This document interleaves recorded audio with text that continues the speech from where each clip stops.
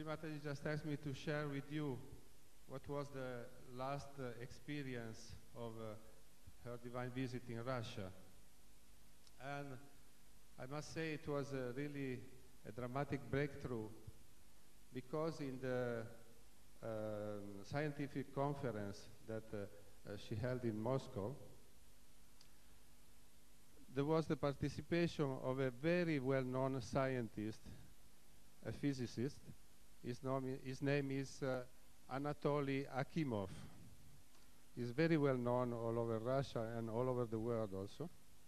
And he came with a theory, and he's been studying this theory for a few years, which is based on the vacuum body, and he studied something like the torsion field. And he could explain in a very clear way, in a very scientific way, the vibration that Sri Mataji is emitting. So at the beginning he was studying some yogis which were meditating, and he could notice that they were emitting vibrations. There was an aura around them. But then when he came to Sri Mataji, when he saw her pictures, the miraculous pictures, then really he could find out what it was. And he said that in her case it was something which is infinite, which is unlimited. And also it was very nice because at one point, as a man of science, I have to admit that all the scientists that so far made some exceptional and unique discovery, I have to admit that didn't come through a scientific process, through the brain, we can say, but it came only through some divine inspiration. Say, we can mention Newton, we can mention Einstein, and so on. And he say also in my case, when I was studying and working on this theory, at some point when I saw the picture of Sri Mataji, then I got the inspiration. And then now Sri Mataji has invited him on September to come, and he has already written a book in Russia which will be translated in English, and he's preparing a new book on which, of course, the major topic will be this unique discovery. So now we have somebody who has scientifically proved what Sri Mataji is.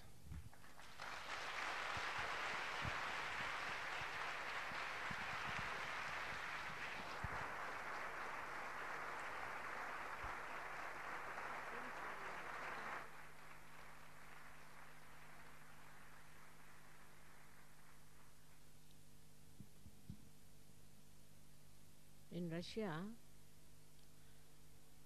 the people somehow are very open-minded. Not only that, the scientists especially are very open-minded and were suppressed very much. So they tried to find out the subtler things, not only finding out about chemicals or about some physical properties of the light, but they wanted to go into the subtler side, and they had found out already a great deal of knowledge about the auras around the hand, auras around the body. They had done so much of research and was accepted all over the world, their findings. Now this gentleman was a specialist, I think, because he's a very well-known, very well-known person, and he's holding a very big position. He was saying that he has to run 150 organizations. Very humble and very nice person. And when I came out with this discovery, I was happy in a way, because scientifically, if it is proved, then nobody can challenge it. He has already written a book with all the algebraical complications of what he wanted to prove. And he said there is a vacuum. Beyond the consciousness, there's vacuum. And in that vacuum only you can know the reality. And once all this becomes the reality, it is a science. And that's how it is made into science. He showed so many of my photographs, especially the one where a lot of energy is coming out of my Sahasrara when we are on a boat. So he said she's the source of all the cosmic energy. And that's what his Adi Shakti is. She's the one who creates everything. The whole atmosphere that we know of is very artificial. But when you understand what she has done, the first thing she does is to, in my book also I have written down about it, but I would like to tell you that her first, should say, manifestation is on the left hand side. That's the Mahakali's manifestation. So she comes on the Mahakali system, the left hand side. And that is where she created Ganesha. Sri Ganesha is created because his purity, his innocence, and auspiciousness. This it had to be created before she created the universe. So first thing she does is to create Sri Ganesha, and he settled down. Then she goes up, of course, in the body of the Virata. And then she goes around and goes up on the right hand side, in the other way. And there she creates all the universes, as you call them, bhuvanas. One universe, there are 14 bhuvanas, means these many, many universes make one bhuvan. And she creates all these things on the right hand side. Then she goes up, and then she descends down, creating all the chakras, Adi chakras, or the pithas. She comes down, makes all these pithas, and then she settled as the Kundalini. But Adi Shakti is not fully the Kundalini, we can say. Kundalini is a part of it. The rest of the work is much more than this. So we call it the residual energy, means after going through all this journey, then she comes round and she goes as Kundalini. Because of this Kundalini and the chakras, she creates a area which we call as the chakras in the body. Now, first she creates these chakras in the head, we call them the pithas of the chakras. And then she comes down and creates these chakras which are in the body of the Virata. Now, once this has happened, then she creates human beings, but not directly. Through the evolutionary process, she goes through, and that's how the evolution starts.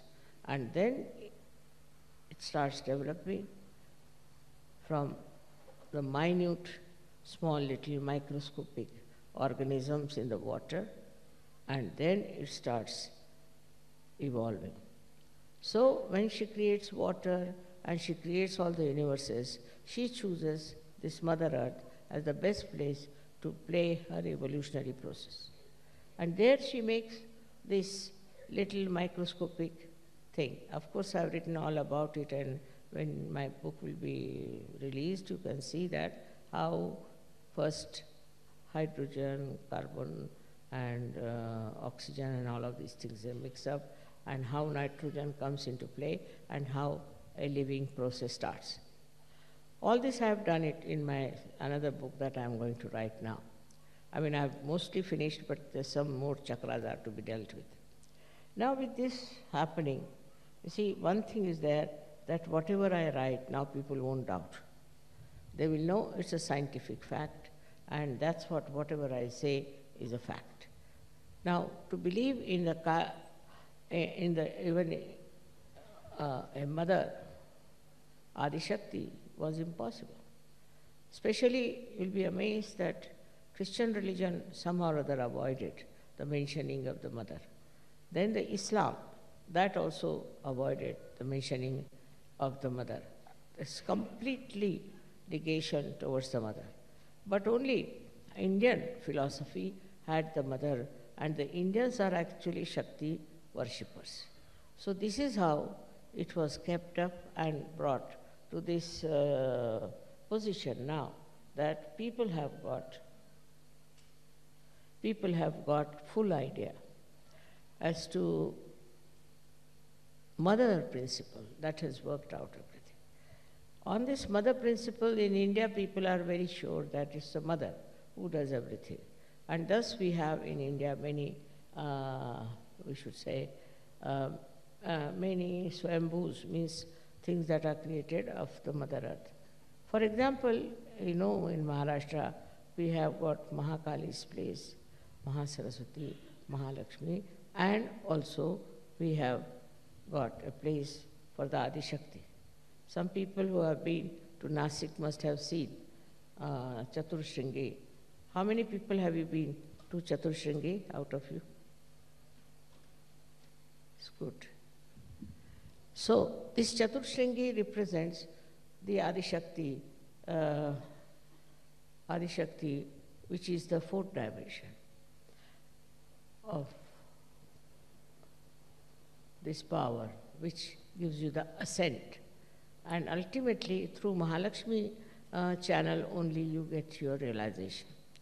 All this is a process, all was created by the power of Adi Shakti. It's a tremendous task. The previous ones were not difficult because there, for nature to create was very easy. The Mother Earth is one with the Adi Shakti. The whole atmosphere is one with the Adi Shakti. All the elements are one with the Adi Shakti. So she could create all that without any difficulties. But when human beings came, they got their freedom. That's the only, the species which fell into the maya of thinking and of having the ego in it. With this ego, Maya worked on them, I should say, and they forgot about the principle that created this universe. They took it for granted. They felt that this is their own right, that they are there, this is their own achievement, and they are the owners of everything. This started working in their mind so much that they invaded other countries, they destroyed so many people, and they never felt bad about it. All their lives, they have been thinking about aggressing others, controlling others, and doing all kinds of harmful things. But they never even thought or never did any introspection to see that what we are doing is very, very wrong and it should not be done. Because of the freedom they have, such a turmoil in this world, and the people who were in charge of affairs, they were very, very cruel and extremely had no feelings for the other people. And this happened so many times on this earth. Now, Sahaja Yoga has started. Once Sahaja Yoga has started, we have Sahaja Yogis who are now receiving the blessings of the Adi Shakti directly. But still, I must say, among Sahaja Yogis also, we don't have people whom I would call as very well mature. They are Sahaja Yogis, some of them are just because it's a fashion, maybe it should be better from their angle or from their selfish angle or whatever it is. It's a very wrong thing. If you are in Sahaja Yoga, you must know now you are responsible for the whole world. You are the only people who have come forward. You are the only people who have achieved something. And then at this juncture, you should behave in a manner that behoves a big saint or a realized soul. But sometimes you find them behaving in such a manner, it's shocking sometimes. They have no respect for themselves or for others, and their whole attitude is very funny. Some of them are money oriented, some of them are power oriented. And those who are power oriented are more dangerous, I think, than money oriented. Because those who are power oriented try to bring such bad name to Sahaja. They are very insulting, dominating, and horrible people. Their whole attitude is to achieve power in Sahaja. And they try all tricks to achieve that power. But for some time, they'll look all right.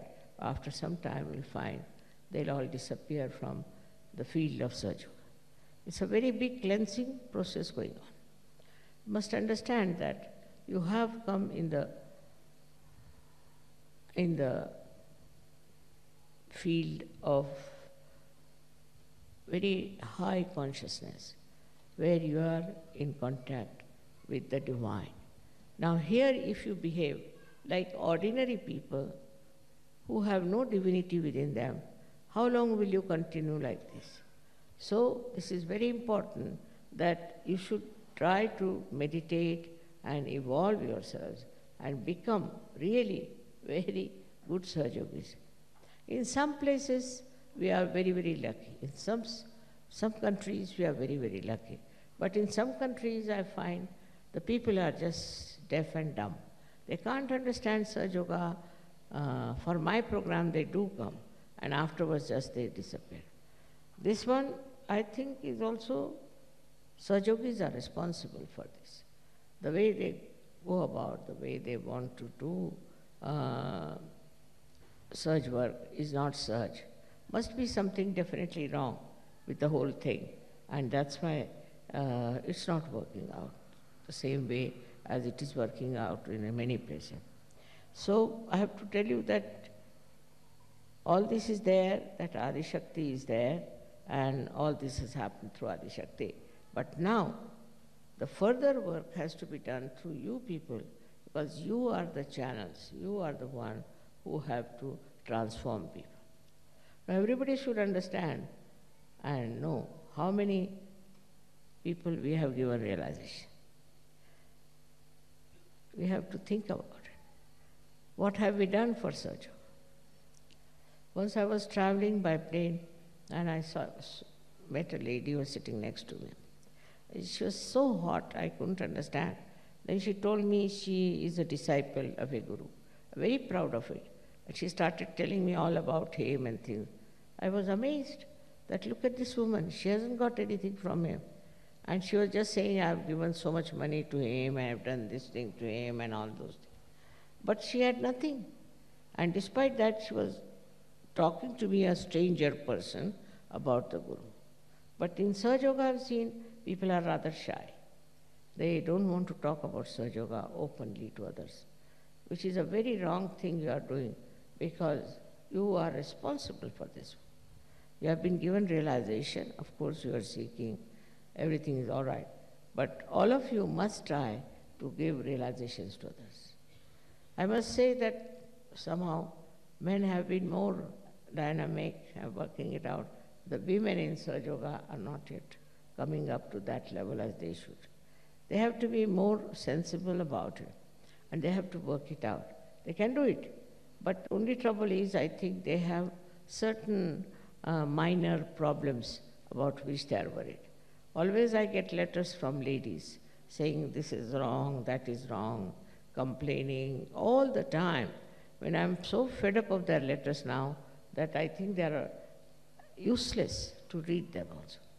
So I have to tell you all that it is important that men, because they are dynamic, women should be much more, because they are Shakti and I am a woman. So I find that the men are more sort of active and dynamic about Sahaja Yoga, and I don't know what is the reason why women are not. They can transform so many people. They can do so much good to others. They can bring so much love and compassion, because this love and compassion is the quality of a mother, of a woman. And if the women don't have that quality, It's useless to be a woman. All the time, if you are busy about your useless things like fashions or faces and all that, then the time is all wasted. You have a short time now, you got your realization, and you must decide what have you done so far, what have you achieved for so far. But I would say that also in Sahaja Yoga I found there are all kinds of funny ideas going in. Like certain rituals they'll take up, then they prescribe certain rituals, they'll talk about it. And kind of a power orientation is there. They want to oppress others and they want to take over and frighten people and behave in such a manner that as if they are very good. Some of them start saying that Mataji said so. This is Mataji's ideas. By their own power orientation, they manufacture things and talk like that. But ask them, how many have you given realization? The first thing is, you must determine his positivity, how many you have given realization. He's just talking about others, criticizing others, talking about the defects of Sahaja Yoga, seeing in the Sahaja Yoga, is, I would say, is still a very preliminary things that have happened before, and it should stop. Now, as it is, once this book is out, all over the world, it will be known about our work. We will be not challenged anymore. But still, we have to see for ourselves that if we have achieved this kind of recognition, then we should be up to that. Our capability should be up to that. We should not be lagging behind. For example, if you ask some Sahaja Yogis, especially Sahaja Yoginis, they don't know much about Sahaja Yoga. They don't know about chakras. They don't know anything about the deities. Nothing they know. How can they be Sahaja Yogis? You have to know all about it. Only thing that you don't realize that it's not outside that you are a Sahaja Yogi, but it is inside. Inside you have to have that kind of an understanding of the chakras and of Sahaja Yoga, how it works, how it helps. Now, supposing if I am the source of that energy, which you know very well I am, then you achieve yours also a kind of a perfection about dealing with people and bringing them to Sahaja Yoga. It's a very important work you have to do, is to bring Sahaja Yogis in Sahaja Yoga. What I find that some people are very much still lagging behind, and it's very surprising that they live in that country, they are part and parcel of that country, and they are not bothered. Under these circumstances, they'll be blamed that why didn't you find out the ways and methods of convincing at least your countrymen. So Sahaja Yoga at the brink of growth cannot grow only with one country, two countries. All the countries have to be brought into Sahaja Yoga. All the people that we could call into Sahaja Yoga will be a very good idea. And then we have books to convince people. We have to talk to them about it. But what I find about Sahaja Yoga is that once they start spreading Sahaja Yoga also, their ego comes up. And they think they are very great Sahaja Yogis, they are great leaders. All this kind of stupid ideas walk into their heads, which is wrong. You have to just think in a very humble manner. The more you have, the more you become humble. Like a tree, when laden with fruits, bends down. In the same way, you have to be very humble. But that humility is sometimes very difficult, because the culture of the West is not humble culture. It's a culture of aggression, culture of domination. So far they think because of domination they could go all over the world, they could achieve so many things. What have they achieved? Nothing. in their own countries, if you see, there's drug addiction. Why should people take to drugs so much? Then all kinds of sinful things they do, which I don't want to mention, but you know what they are doing, which in India, which is a poorer country, one cannot even think of. Such things are happening around you. So find out what's wrong, where, and how you can correct these things, if you can help them. Actually now, as I told you, I am going to start some sort of organizations that will do good to human beings. But you all can join also. You can also start in your own countries something like that. But first, you have to get rid of your ego. See, that once happens to you, then only your attention would be steady. And this ego is very simple for you because you worship Christ. And the Christ is the one who was settled on the Agya Chakra. You all worship Christ, but that humility of Christ is not there. Just the opposite of it. It has happened everywhere that whatever is preached in the religion, people did just the opposite of it. For example, Hindu religion, I would say Hindu philosophy, is that in everybody resides the spirit. Now, in everybody, if there is spirit, then how can you have different caste systems? And how can you have somebody higher and low? Other way around, now Christ has said that you have to forgive. Forgive everyone and you have to humble down. And that's what one finds, that among Christians, they don't know humility. They have no idea of humility. Men are like that, women are like that, and the men and women then go on fighting. There's no question of anybody being humble, peaceful, and all. So it's very artificially they are showing off that they are very philanthropist and all that. But inside in their heart, I don't find there is any love, there is any compassion in the real sense of the word. So when we are dealing with reality, we have to know that we cannot just go on doing things which are artificial, which are befooling others. But we have to really become that. Once you become that, when you are really like that, then only you have done the job for which you are born at this juncture of blossom times. Otherwise, you could have been born earlier and could have been something different. But you are specially born, so you realize your value, realize yourself what you are, and try to understand, have self-respect, and try to do things which are very important as such. Of course, you are doing a job, you are doing other things, but you will be amazed if you do work of Sahaja. You will find more time for everything. Once you start doing God's work, God does your work. And that's how you'll be amazed how you get so much time to do the right thing. Now it is for you to go back and introspect. See for yourself. Now the Adishakti herself has come. But I'm very simple. I'm very simple to look at. In my behavior, I'm very, very humble. And people take me for granted. I don't do anything. I don't want to punish you. I don't want to do anything in it. But you yourself get punished.